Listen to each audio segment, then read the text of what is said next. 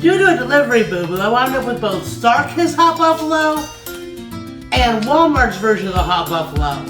So I'm going to put these two head to head, pretty much doing the same thing. Let's go ahead and see how these guys taste. We'll start with the Walmart.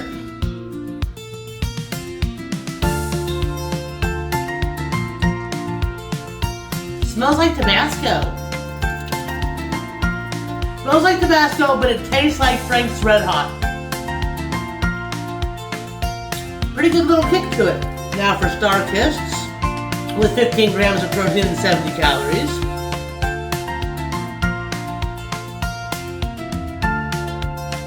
Not getting much of a smell on that one at all. Their buffalo is much lighter, there's not as much kick. Walmart's is drier. This one's a little bit saucy.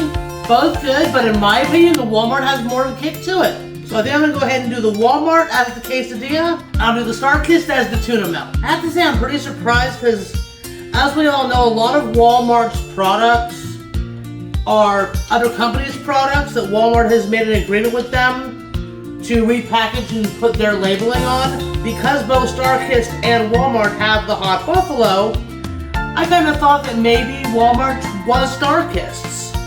But that's not how this is tasting at all. So first with that tuna melt. I chose to put that on sourdough, and that came out really good. Nice, very, very mild heat.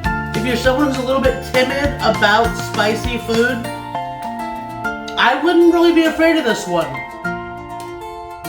Good and gooey. That's got a great kick to it. That pepper jack cheese and that spicy hot buffalo together, those work beautifully. The Walmart definitely has more kick though than the StarKist in my opinion. But either way, they're both amazing. But if you're looking for more ideas of what to do with these awesome protein packs, I created an entire freebie with every flavor of every brand with ideas of what you can do with them. The link for that is down below. If you're looking for more in this series, check out this playlist. And remember, cook for one, have some fun and waste none. And I will see you in the next one.